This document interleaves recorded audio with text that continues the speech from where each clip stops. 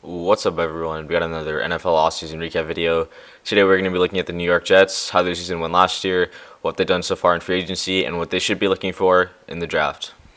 For the Jets, it was pretty much a weird season all around, and it started back in the last offseason.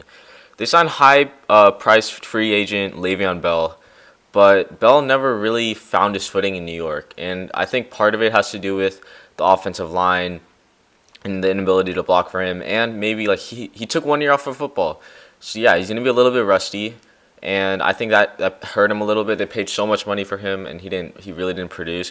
But I think most of it should be attributed to their terrible offensive line. Now they finished with a 79 record, 2-4 in the AFC East, so they had some good wins. Like they beat the Cowboys at home, and that was one of the best wins they've had all season. Both sides of the ball played great. The offense was clicking. And honestly, it was just injuries that hurt the Jets, in my opinion. Offensive wise, Sam Darnold was hurt or not even hurt. He just had mono, which is like a throat injury, for a couple of games. So he missed about 5 or 6 games, which meant they were starting guys like David Fales and Trevor Siemian at quarterback. You're not going to win many games with those two at quarterback. So with that, the Jets finished with the 31st best offensive DVOA. Like I said before, Le'Veon didn't find his footing. The offensive line was terrible. Robbie Anderson was inconsistent as usual. They just never really had a grip on offense. On the other hand, their defense was actually much better than the offense, and under Greg Williams, who's their defensive coordinator, they actually finished with the 10th best defensive DVOA. Now, this is really impressive considering that they had two of their starting linebackers miss about 28 games due to injury. Their main guy, C.J. Mosley, who they paid a lot of money for, missed about 13 games because of elbow and knee injuries.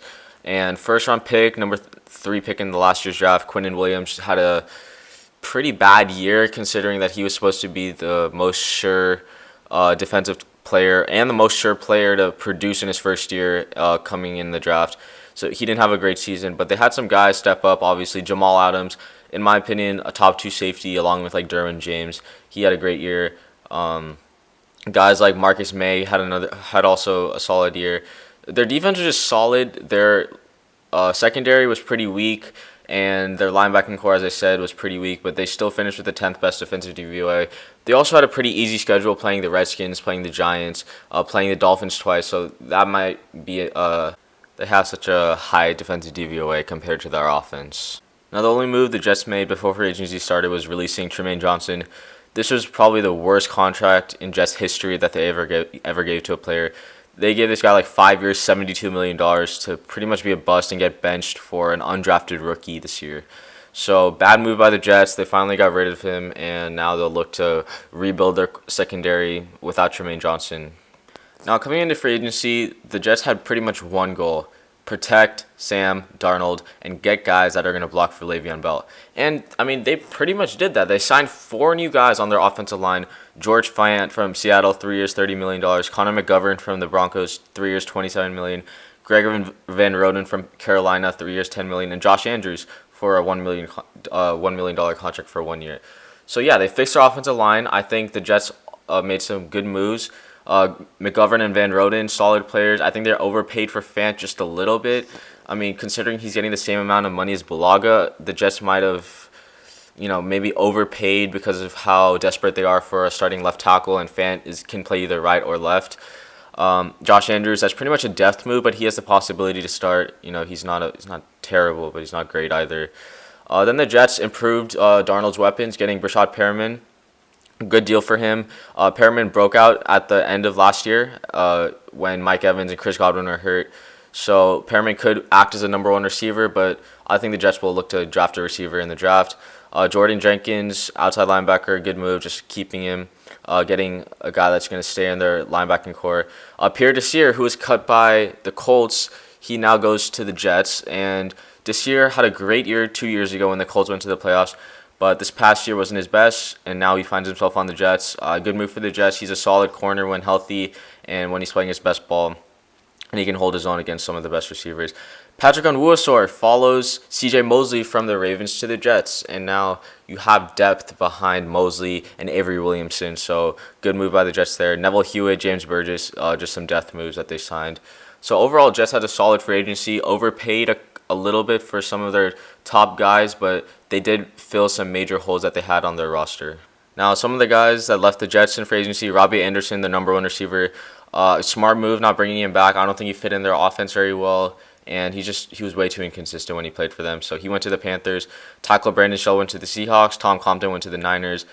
Brandon Copeland went to the Patriots, and Darryl Roberts, who they actually cut during free agency, he's with the Lions. Tremaine Johnson, who they released before free agency started, he's unsigned, and receiver Demaryius Thomas, who has been one of the best receivers in the past decade, who is declining with age, he remains unsigned as well. So in my opinion, the Jets have one of the worst positions in the draft. Now they're picking 11th, so it's not like their pick is bad, but where they stand and who they're behind, their pick is really dependent on what other people do. They don't really have a set goal, right? I think the major hole that they need to fill is receiver. And I think they have the potential to be the first team to take a receiver, which means they have a choice of Jerry Jeudy, Henry Ruggs, or CeeDee Lamb. Now, it pretty much comes down to Jerry Jeudy and CeeDee Lamb, and I think CeeDee's a better fit for their offense, a bigger receiver, better playmaker than Jeudy. Obviously, not as good as a route runner, but I think the Jets can either go receiver, offensive line, or corner. Now, we have seen players of all-pro caliber fall in the draft. Jeffrey Okudah could slide.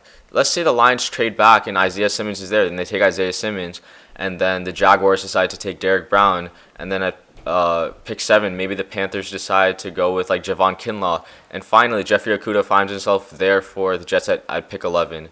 And because of how deep this receiver and how deep this offensive line is, if they get Okudah at 11, you snatch that pick and you send it straight to the commissioner. You don't wait for a receiver or an O-lineman. You get Jeffrey Okudah at 11. Now, obviously, if he's gone, receiver, O-lineman. And this is where I say it sucks because there are 4 teams who could take an offensive lineman before the Jets pick at 11. So if they don't get Mekhi Becton, if they don't get Andrew Thomas, Jedrick Willis, or Tristan Wirfs, if they don't get any of those 4, you go receiver. And you're pretty much going to be the first team to take a receiver if all 4 of them are gone. So it's just pretty much whoever's there at pick 11 for the Jets, you take. And I think if you're the Jets, you just get another playmaker for Sam Darnold. Now, in my opinion, even if one of the top 4 tackles is still on the board, like Andrew Thomas or like Tristan Wirfs, you still go receiver because of how little playmaking you have there other than Brashad Perriman.